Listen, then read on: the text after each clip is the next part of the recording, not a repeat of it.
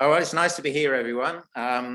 The talk I'm about to give brings together several projects that I was involved in collaboration with the people listed below the title there. So Paolo Sossi, Christine Warwick, Oliver Niebel, and Ben Cook, all of whom have had very major roles in collecting the data and writing the papers from which this talk is actually extracted. So I'm going to cover the application of iron isotope results to several problems. First, to the understanding of granite petrogenesis, then linking that to the understanding of hydrothermally derived ore deposits of some classes, which are clearly related to granites in some way. And then the last one to a fairly major part of our study, which was on the origin of arc magmas. So I hope to get through this, but having not exactly given this talk before, I'm unsure exactly how long it will take, but I hope not to go past 40 minutes. Okay, iron, it's the most abundant by mass element on Earth. 32 and a bit % of the mass of the Earth is iron. Of course, quite a lot of that's in the core. It has 4 isotopes, of which 56 is the most abundant, and 54 and 57 are modestly abundant, and 58 is a very low abundance. So in terms of analytical sort of targets that are the subject of this talk, we concentrate on 54, 56, and 57. The relative abundances of the ferric and ferrous forms of iron are controlled by oxygen fugacity, and Fe2 and Fe3 have different structural roles, and there is therefore a slight differential selectivity of the heavier versus the lighter isotopes for these differing structural sites, which is part of the object or the interest of using iron. There is a selection of heavier isotopes of iron to the ferric sites and the light isotope to the ferrous sites. Of course, because isotope fractionation decreases proportional to 1 on the temperature squared, iron fractionations are quite small at very high temperatures. And of course, that's brought a problem with analytical precision until fairly recently. And I'll say a bit more of that in a minute. Okay, the description of iron isotopes we describe in delta notation. So the ratio 57 or 56 to 54 for the sample, normalized to the ratio for the standard, which is the IRMM14 standard. Measurement precision of the delta 57 value is around about plus or minus 0.03 per mil to sigma. And that's fairly important because, as we'll see, the total range of delta 57 values in high temperature igneous processes and high temperature ore deposit processes only of the order of between minus 0.2 and plus 0.5 or something like that. So one really has to have quite a high precision to say anything useful about the sort of trends in the data. You should also be aware that many papers quote delta 56 rather than 57, 56 being rather more abundant than 57.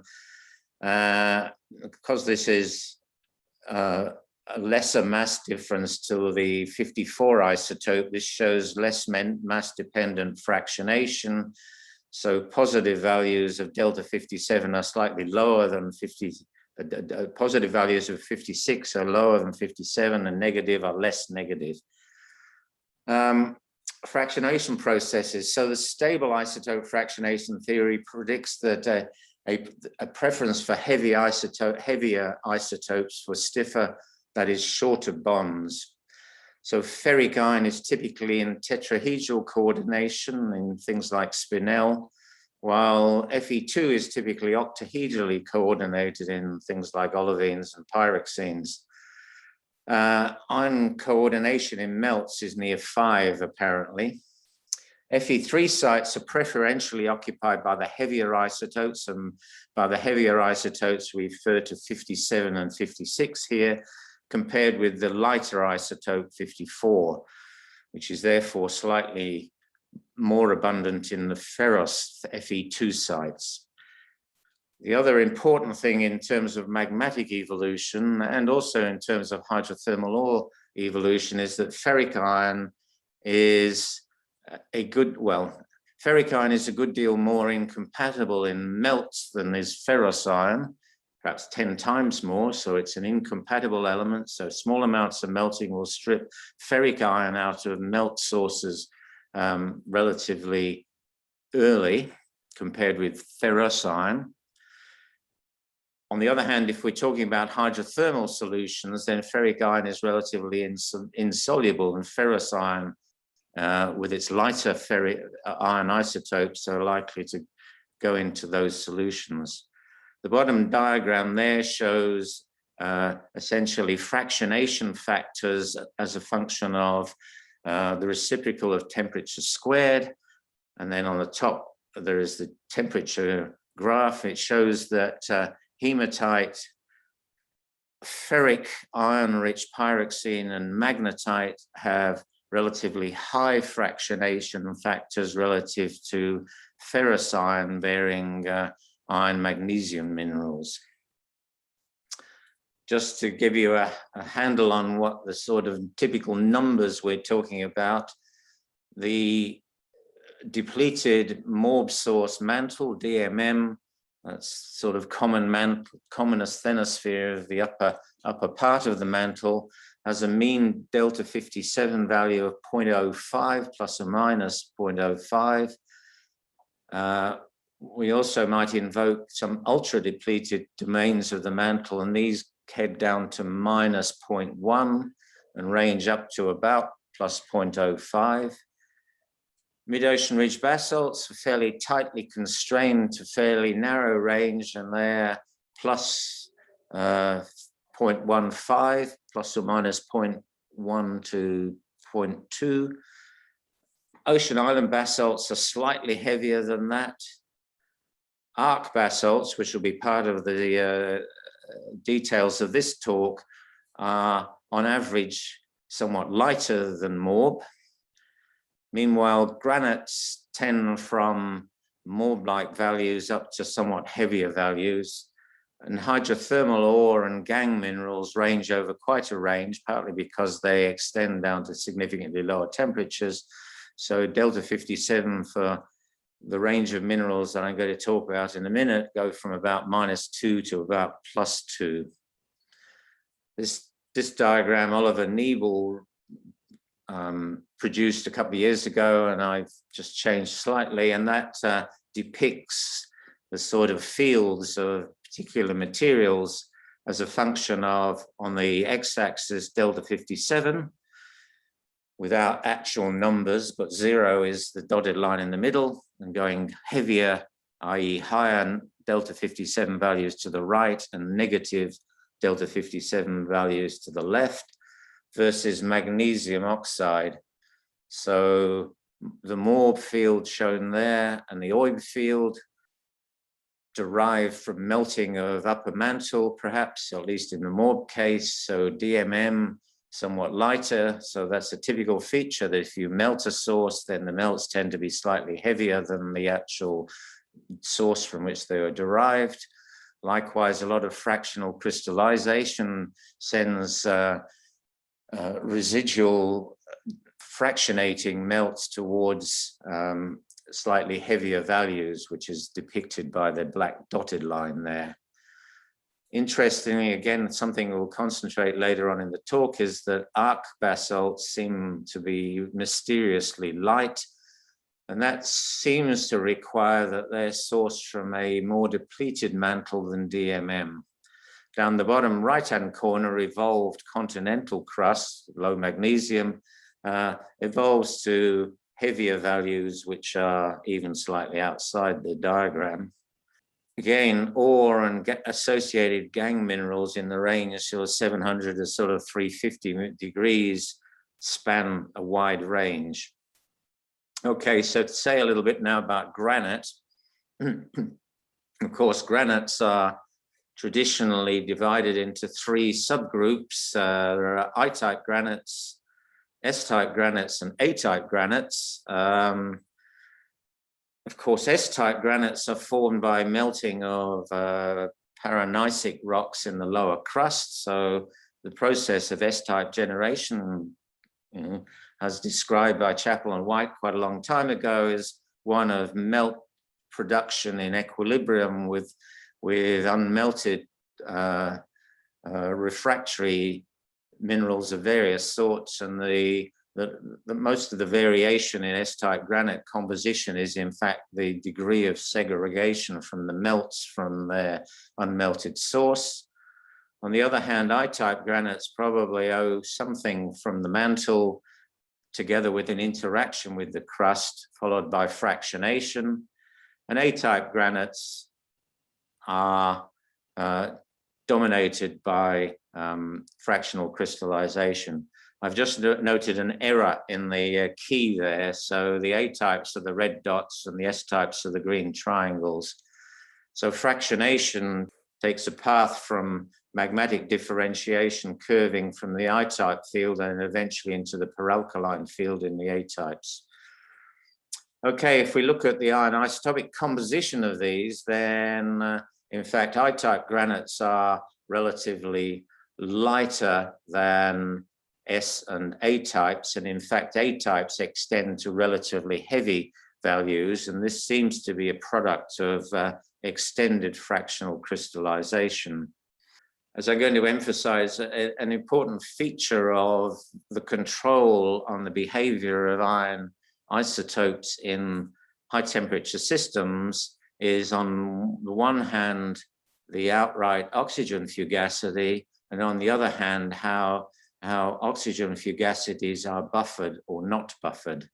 So this diagram depicts, as a function of silica, delta 57 values for analyzed granitoid rocks. So in blue squares, I-types, green triangles, S-types, and red circles, A-types. And it shows again that the I-types are somewhat lighter than the S-types, and in turn that the A-types extend to heavier values. And it shows trajectories for that would explain some of the variation of I-types in the gray arrows. So these have a rather flat trend and even show occasional slight declines in delta 57, versus other trajectories which show final significant enrichment. And of course, what determines enrichment or decline in delta 57 is the nature of the minerals which the melts are in equilibrium with and which may be being separated from that melt.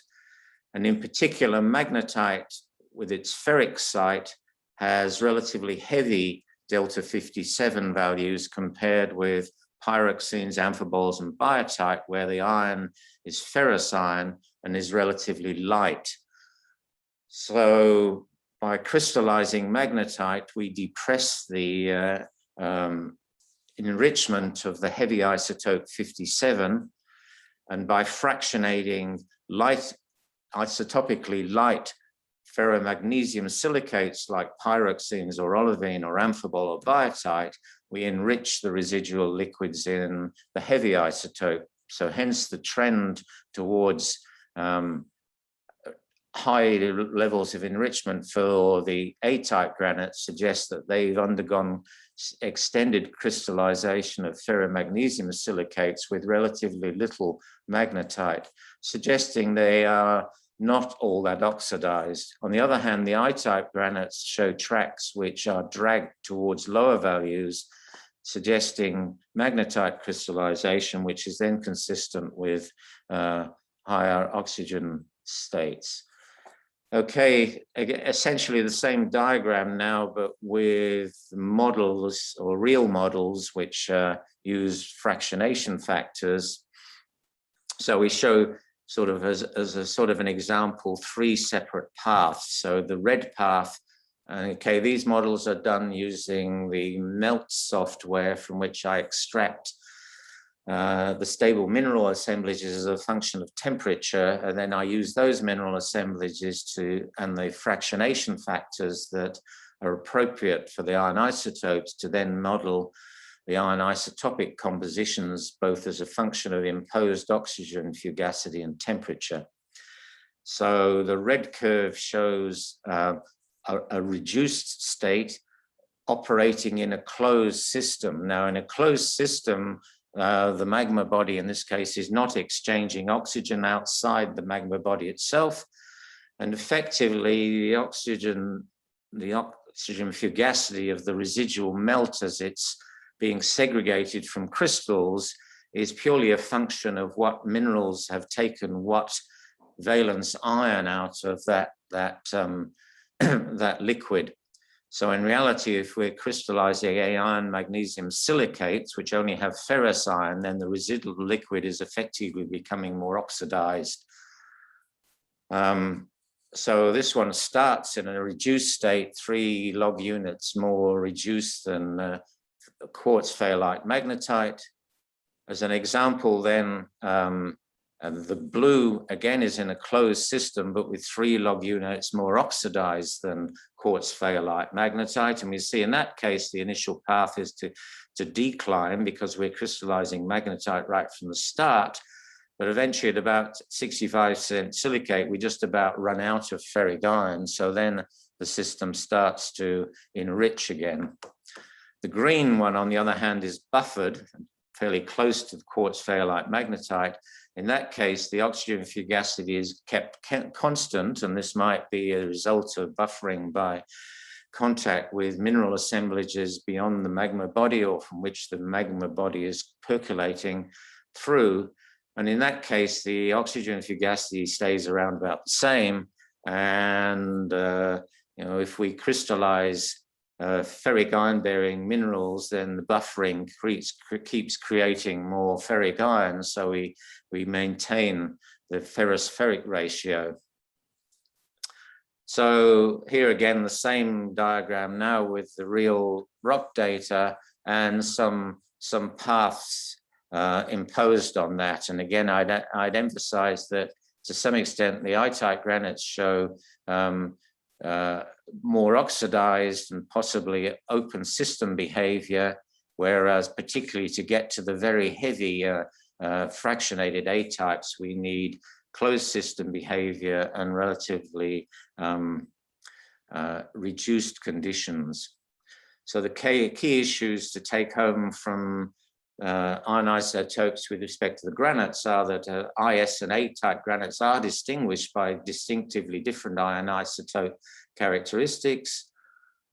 Iron isotope variation during differentiation is due both to the absolute oxidation state and to the mode of buffering, whether open or closed system. More oxidized differentiation suppresses heavy iron isotopic enrichment, so that's appropriate to I-types. Extended closed system fractional crystallization leads to late heavy enrichment, i.e. A-types. One thing that I hadn't mentioned there, but becomes pertinent to the hydrothermal ore issue, is that also perhaps in very late fractionation of plutons, we segregate a hydrous ore fluid, and then the partitioning is of the ferrous iron to that ore fluid, which is isotopically light in that case. And that in turn may be stripped from the most differentiated parts of your pluton, and then lead therefore to late heavy enrichment, irrespective of exactly what the original path was. Of course, by that stage, a lot of plutons are fractionated to very low iron content, so it doesn't take very much to actually shift the isotopic composition in that case. Of course, partial melting of the crust results in buffered open system behavior, and that's our S-type granites. Okay, moving on to a couple of things relating to hydrothermal ore deposits. Chris Warwick was a PhD student working with me, and we decided to sort of carry the granite work into associated hydrothermal ore deposits, and taking the understanding that particularly S-type granites were relatively reduced by comparison with I-type granites. And we then went and selected ore deposits which had direct association with those different classes of ore deposit to see whether the anisotopic compositions of the granite systems were subsequently reflected in the ore deposit systems. So for a reduced system, we went to the Renison Bell tin mine in Tasmania. This is associated with a S-type granite, and of course, almost by definition, S-type granites are relatively reduced. They don't tend to crystallize magnetite. They might have ilmenite, but they tend not to crystallize magnetite. They have biotite rather than magnetite in the differentiated end members. So the tin mine, the Renison tin mine, is associated with a relatively reduced granite.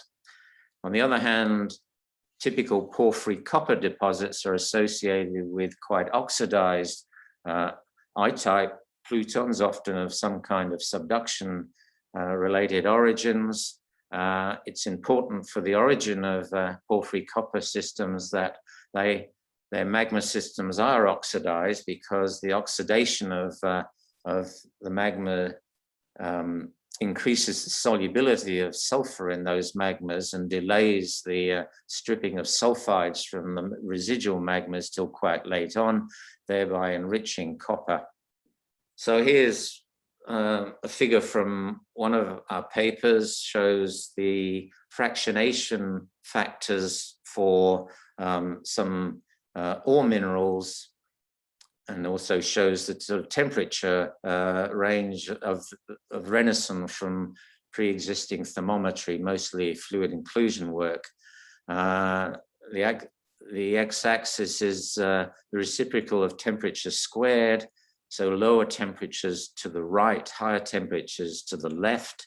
An indication of degrees centigrade is given at the top. What you can see is that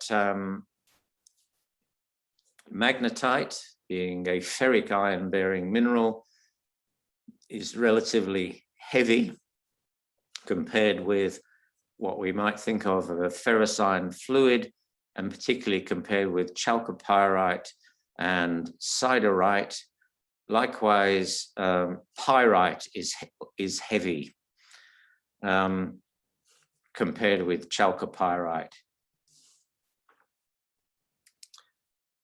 In fact, the partitioning between pyrite and coexisting chalcopyrite could be viewed as a geothermometer. So if we calibrated the fractionation between the coexisting pairs, that would actually give us a temperature. Further data, so the top panels from the oxidized Batu Hijau deposit. This shows the values from the actual pluton plotted against magnesium. In the right, we see, again, delta 57 against nothing. Magnetite, chalcopyrite, and bornite. The actual values for the pluton itself, which are those in the left-hand panel, noting that the scale has changed.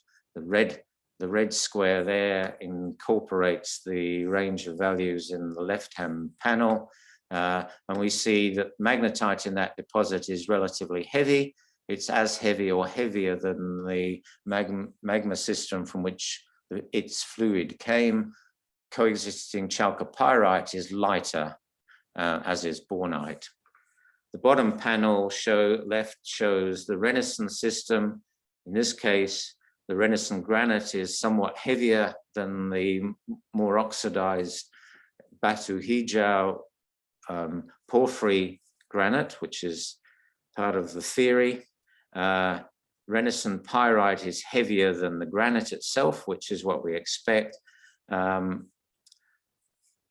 Chalcopyrite is not any lighter than the granite there, but that may be the chalcopyrite at Renison is not really of the same generation as the pyrite and pyrrhotite, because they're different vein systems than the main pyrite pyrrhotite assemblages.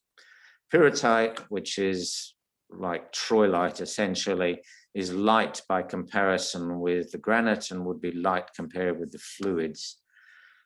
The bottom right-hand panel summarizes values with some taken from the literature. So Grasberg and North Parkes are oxidized copper, porphyry copper systems, and both have chalcopyrite and magnetite, which are light by comparison with the Renison system, which is relatively reduced. The little cross there is the Renison granites. The little cross next to it is the Batu Hijau granite. So we can see a Renison S-types reduced, heavier, Batu Hijau somewhat more oxidized, lighter.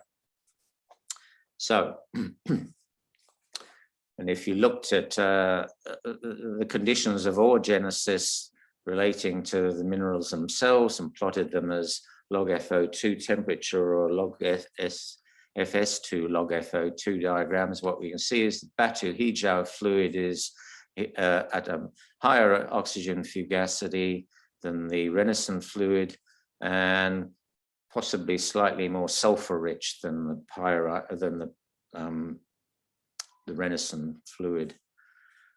Perhaps kind of summarizing that, now we could see here plotting delta 57 against silica, so our evolution of two sort of fictive plutons, one more reduced and one more oxidized, heading towards highly fractionated end members. Though we may not see most of that path, we only may see the end members. They would then discharge a fluid which would be lighter than the late granite itself. And its removal may displace the remnants of the late granite to heavier values.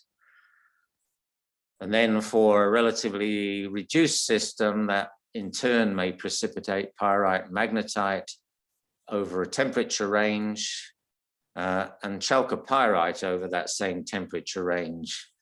Of course, given the temperature, inverse temperature dependency of fractionation, then chalcopyrite and pyrite would get further apart as we went to lower and lower temperatures. I've got that the wrong way around. A more oxidized system would do the same thing, but at lighter delta 57 values. So again, we would end up with ore deposits with coexisting sulfides, but with proportionally lighter delta 57s. Moving on finally to the third theme of this talk, arc magmatism. And this was a fairly major part of the project, whose main paper was published in EPSL in 2019, I think it was. And the key issues here were that it's well known that arc magmas are more oxidized than morb, maybe 2.5 log units more than typical morb. And there's been a lot of controversy as to where or how arc magmas achieve that oxidized state. Of course, as I've emphasized before, the heavy iron isotopes, 56 and 57, are preferentially partitioned to ferric iron sites.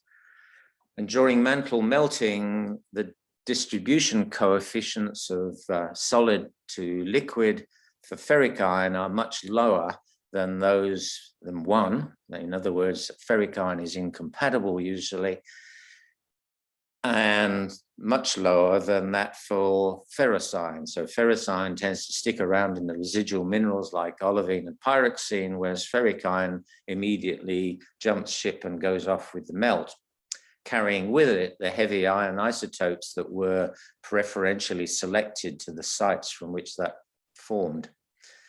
We therefore expect that if arc magmas were sourced from just more oxidized, depleted Morb mantle, in other words, if it was exactly Morb mantle and the only difference was it was more oxidized, then we would expect arc magmas to have higher delta 57s than Morb. We might also expect, if we look at the different characteristics of subduction systems, that wetter, colder subduction, that is high phi arcs, and I'll explain phi in a minute, might be expected to be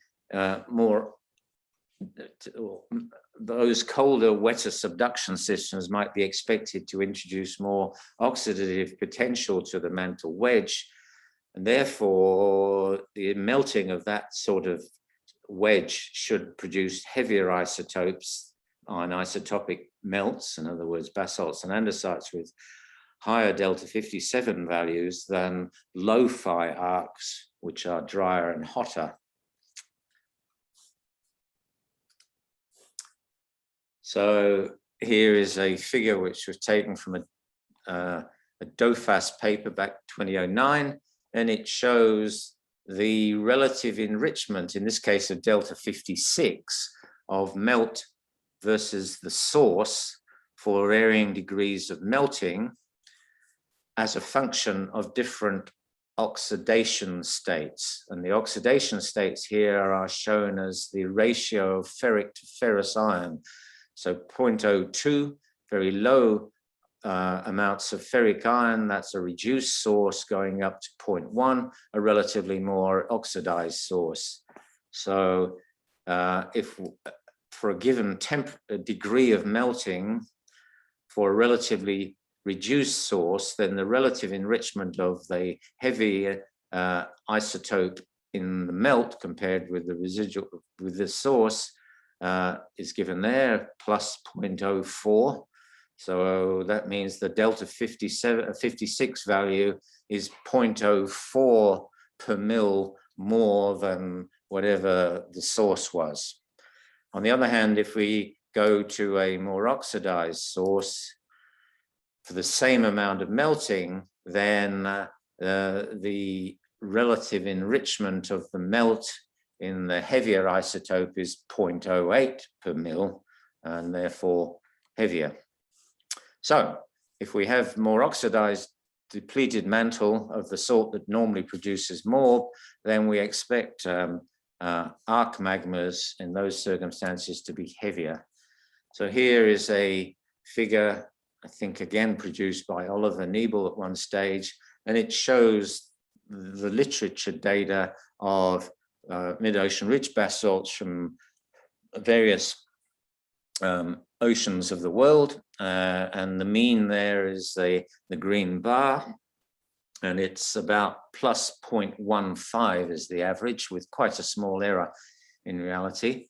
And to produce that melt from a mantle source, then that means that the depleted mantle source must have had a delta 57 value of around about plus 0.05 or thereabouts. So that means if we simply oxidize the normal Morb source, then our anticipated composition of arc magmas should be in this blue band here. So in this project, we got samples from a whole range of the arcs, particularly around the Pacific, but not from the Andean arcs of Central and South America because of the complicating effects of eruption through continental crust. What this shows is also the phi value, which is the product of the slab descent rate and its age. So in the Western Pacific, we have high phi arcs, that is old slab that is descending quickly. Therefore, it brings more depressed isotherms deeper into the mantle and carries hydrous minerals deeper into the mantle, which then release their water at greater depths. The water may transport oxidative capacity, such as oxidized sulfur, into the mantle wedge. On the other hand, low phi arcs, like the Cascades here in northwestern United States, they have very young, hot slabs, and they dehydrate at very shallow levels and therefore are not expected to bring much oxidative capacity to the region below the source, or the source region of arc magmas. This from the paper by Peter van Kaken, JGR, in I think 2010, shows estimates of the teragram time of water imported to the subsurface regions by subduction per million years. And again, it shows the cold, wet, high phi arcs like the Tonga-Kermadec arc or the Kamchatka and Kurils up here are expected to have a lot of water carried to significant depth and therefore might expect to be more oxidized. So come to do the analyses, and what we found is that the arc mean, instead of being heavier than Morb, it's in fact significantly lighter than Morb. This just plots 56 against 57 for the two isotopes. And here, plotting those values as histograms, we see that arc magmas are displaced significantly to lighter values than the mean for Morb. So the mean for arc magma is 0.075. The mean for Morb was about plus 0.15. And on the right-hand panel, the analyses of upper mantle peridotites of various sorts, leucolites from xenoliths in arcs, etc. Their mean values are plus 0.05, which is about right for being the source for a Morb with plus 0.15, and in fact is heavier than at least quite a lot of the analyzed arc rocks. And if we plotted mean values for each arc against the thermal parameter I mentioned before, then lo and behold, it's not a very strong anti-correlation, but it is sort of statistically supportable, and it's entirely the opposite trend from that what we predicted. So we predicted high phi arcs should have been colder, wetter, and more oxidized, and therefore should have had heavier delta 57, whereas low phi arcs should have been lighter, being less oxidized. So, and we have, in fact, complete opposite. And in fact, things like the Cascades and Scotia with very low thermal parameters are very close to Morb, which suggests that Morb-like processes are actually going on there, decompressing, nor melting, etc., relatively dry. Mantle producing melts with iron isotopic composition is almost exactly the same as Morb, whereas in these cold, wet arcs, something, Tonga, the Kurils, Western Indonesia, and Kamchatka, and the Kermadecs, these are cold, wet arc, or cold, wet mantle, cold, wet slab, and have got quite extraordinarily light iron isotopic compositions. If we look at, again, delta 57 for this data set against magnesium number, so magnesium number shows how much fractionation there is. We expect primary unfractionated basalts to have compositions between 0.6 and 0.7 magnesium numbers, and therefore in this diagram the red circles highlight from our database, from our arc basalt andesite database, the unfractionated basalts. The blue are somewhat more fractionated andesites and basalts. The gray are the reference Morb group. So this highlights nicely that most of the data set is lighter than Morb, and one then has to question what drives this trend towards extremely light values. And I must confess at this point, we don't have the exact answer. So there's a slight anticlimax in this talk, in that there's a mystery that still needs to be completely explained. We have an explanation, but it needs to be tested. So going to that something against nothing diagram I showed you before. So Morb source. Now the composition of arc basalts, which completely overlaps Morb source itself, suggesting that the wedge source for arc basalts and andesites must be somewhere down here, very, very light.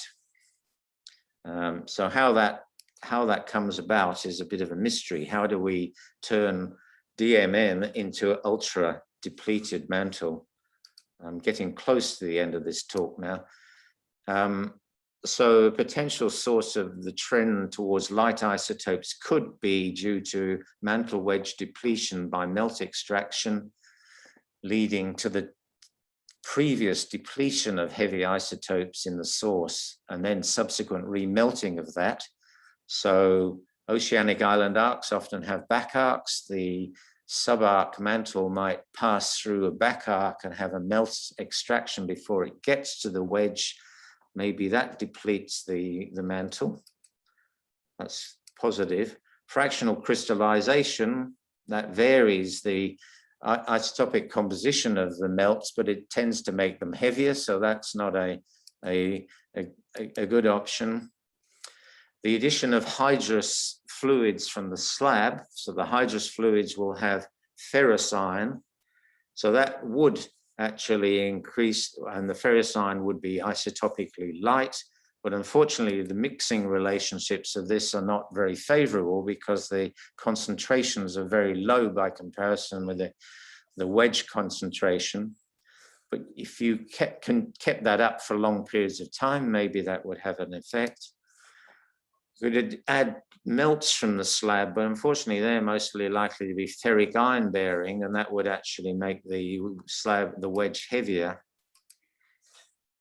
The final one is that disequilibrium processes of mineral melt diffusion or exchange may leave residual mantle increasingly iron isotope light. So that is in fact a very strong possibility, but it's a little bit hard to test. Just to emphasize how light we can make a source by extracting melt, this diagram shows the change in delta 57 as a function of melting of a source. So the orange and blue curves are the varying degrees of melted source having suffered the extraction of the degree of melting that we're talking about. The gray line is the composition of the melt itself. So typically the gap between the source and the melt is no more than plus 0.07 per mil, which is something I just talked about earlier. And the impact in removing that from the residual source essentially is not much more than reducing the source by 0.04 per mil. So it's quite hard to see just purely by melt extraction that we can make the mantle wedge light enough to source some of the arc basalts. So just to finish off, this is a diagram which doesn't explain very much, but basically